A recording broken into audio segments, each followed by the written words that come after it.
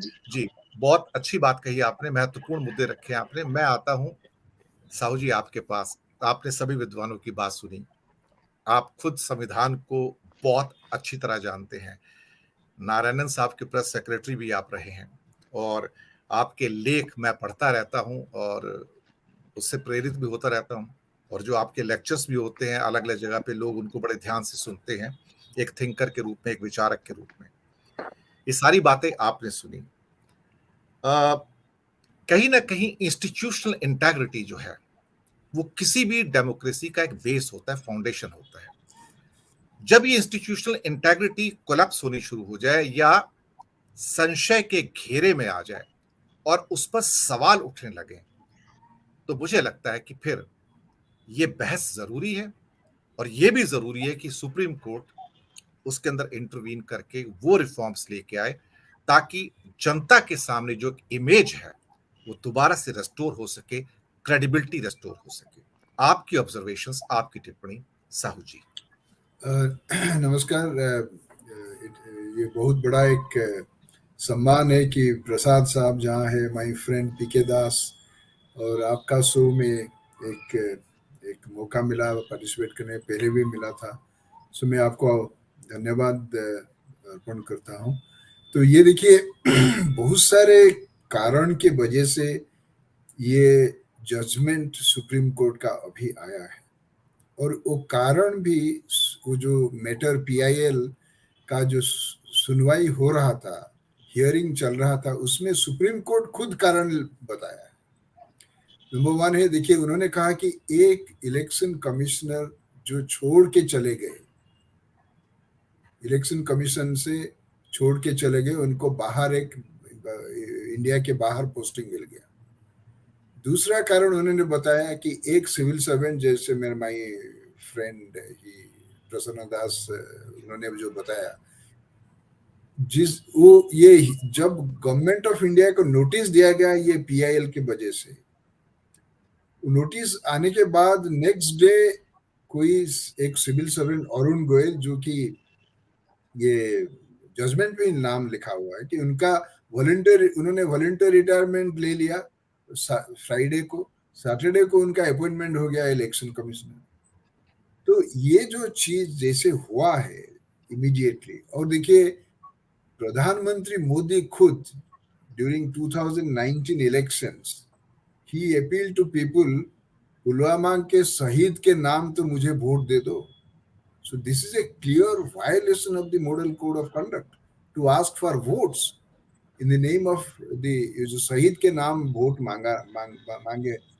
उन्होंने जो मांगा था।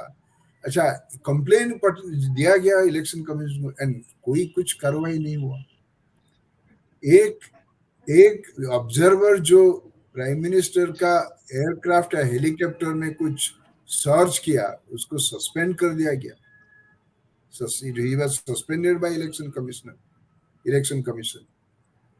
Then अभी देखिए प्राइम मिनिस्टर मोदी वोट देने के बाद वो जो उनका उंगली में जो चिन्ह होता है, जो काला चीज लगाते हैं, उसको देखिए पूरा रोड शो करते हैं, during the elections. So that is obviously, I mean, with such a huge number of people, अगर आप जाएंगे आपका निशान दिखा के कि मैंने वोट दे दिया है, I mean that amounts to also campaigning. Okay, so and then so many complaints were sent to the election commission. Look at Home Minister Amit Shah. He said मंदिर बन रहा है, वो मंदिर वो दूसरा पार्टी कभी नहीं बनाया, इतने साल हो गया, मोदी जी ने मंदिर बना दिया, ये वगैरह हिमाचल में बहुत सारे जगह। Now this is clearly appealing to the employing religion to seek for votes. Now therefore you see ये सारे बहुत सारे प्रॉब्लम्स है। अच्छा, ये प्रॉब्लम जो अभी इतना स्टार्कली हमारा नजर में आ रहा है, पूरा देश में डिस्कशन हो रहा है, मीडिया में डिस्कशन हो रहा है, एंड इलेक्शन कमीशन कुछ नहीं कर रहा था। और ये इलेक्टोरल बॉन्ड का देखिए जो मामला, अच्छा ये सारे पेंडिंग है जुडिशियल सुप्रीम कोर्ट में। सो कुछ ना कुछ लेवल प्लेइंग फील्ड नहीं हो रहा था। इलेक्शन कमीशन का जो एक्शन लेना चाहिए था as per model of code of conduct, whether that is justiciable, enforceable, जो भी है, that's I'm not going to that issue. My friend PK Das will highlight that problem. So इसीलिए ये PIL को फाइल किया गया, ये सारे प्रॉब्लम है. सो जो 1950 के बाद कॉन्स्टिट्यूशन में क्या है, till the parliament, article 324(2), till the parliament enacts a law for appointment of election commissioners and chief election commissioner, president will appoint. President will appoint means what? It is obviously the government. President will appoint on the aid and advice of the council of ministers headed by the prime minister. So therefore, right from 50 onwards, after the constitution came into force, सारे government ने, prime minister, they used to appoint election commissioners, and fair elections were organized. There is no doubt about it. What my friend said, even though after the first general election was conducted successfully, the first chief election commissioner of India, Mr. Sen, Sukumar Sen, I think, Mr. Jawaharlal Nehru has written in a letter to the chief ministers where Sukumar Sen was invited by some of the African countries to conduct elections.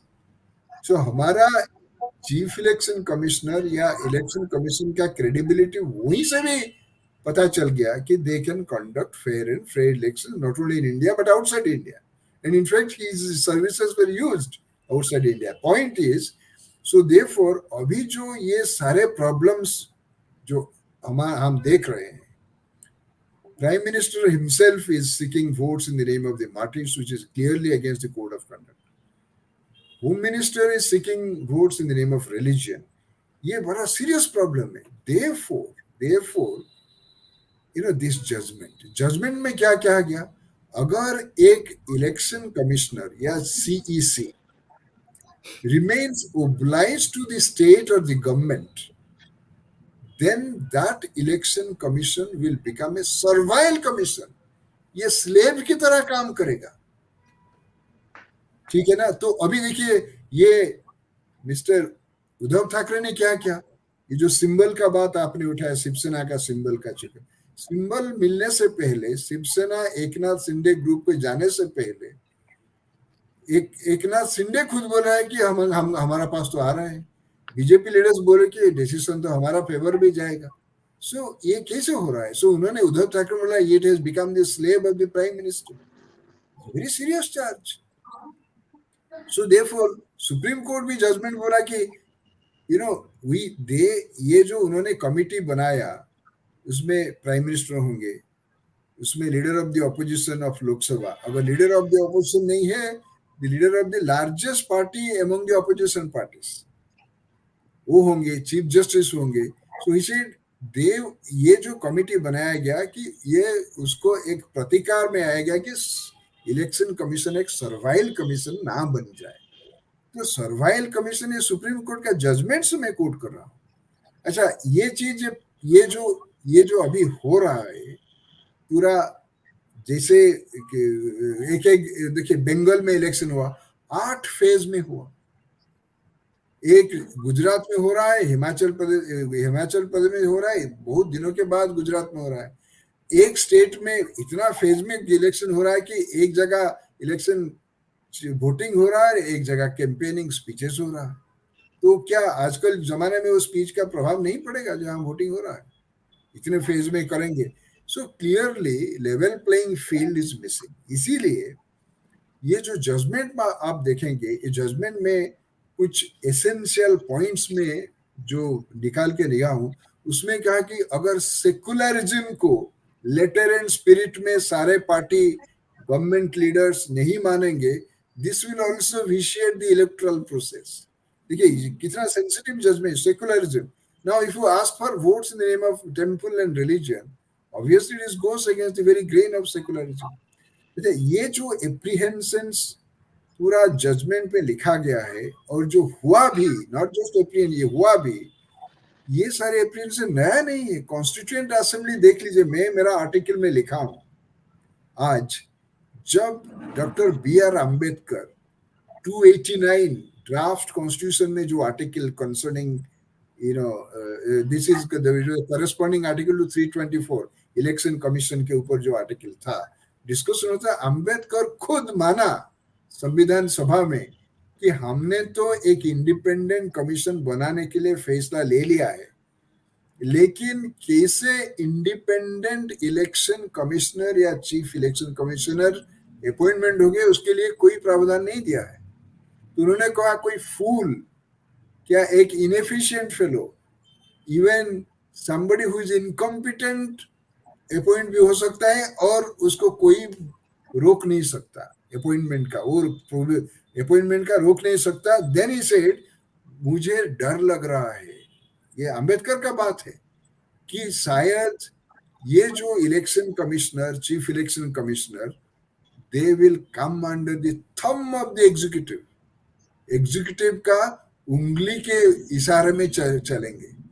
अच्छा, तो thumb of the executive जो अंबेडकर ने बोला था, और अभी जो judgement में सुप्रीम कोर्ट बोल रहा है सर्वाइल इलेक्शन कमीशन, तो अंबेडकर का जो word say that the election commission will come under the thumb of the executive, वो रेजोनेट हो रहा है इलेक्शन जजमेंट में। आप देखिए, another member of the constituent assembly, ये इतिहास जानना बहुत जरूरी है, प्रोफेसर शिवनलाल सक्सेना। शिवनलाल सक्सेना उस वक्त वो आर्टिकल 289 में डिबेट में पार्टिसिपेट करके बोला है कि ऐसे समय आएगा जो ऑब्वियसली जवाहरलाल नेहरू तो हमेशा प्रधानमंत्री नहीं रहेंगे, तो ऐसे एक लीडर आएगा हिंदुस्तान में जो कि जवाहरलाल नेहरू जैसा उनका बिहेवियर नहीं रहेगा, वो बहुत पार्शियल भी हो सकता है, बहुत कुछ कर सकता है। अच्छा, ये देखिए प्रेसिडेंट अभी जवाहरलाल नेहरू को तो कितना विलिफाई किया जा रहा है ये देश में बाय द लीडर्स, आपको सबको पता है। तो उन्होंने कहा था कि it is quite possible that some party in power who wants to win next election may appoint a staunch party man as chief election commissioner. ये 1949 में ये सारे कॉन्स्टिट्यूएंट असेंबली में ये एप्रीहेंशन जाहिर किए थे, हमारा संविधान सभा में जो संविधान बनाया था। So another last point I am trying to say, you see, Hridaynath Kunzru, इन्होंने भी यही बात कहा था। ही सेड दैट अगर इलेक्शन प्रोसेस बिगड़ जाए, ये पॉल्यूट हो जाए, तो देन हृदयनाथ कुंजरू ने कहा democracy will be poisoned at the source. This is, ये सारे चीज 1949 में हुआ था, और संविधान में जो छोड़ दिया गया पार्लियामेंट को कानून बनाने के लिए, इलेक्शन कमिश्नर, चीफ, और जो बनाया नहीं कोई। So therefore Supreme Court in its judgment also said you can not sully the stream from which power flows. ये जो स्ट्रीम से पावर आ रहा है दैट इज पीपल, और पीपल का पावर इलेक्शन से पता चलेगा। सो यू कैन नॉट इसको विषाक्त नहीं कर सकते।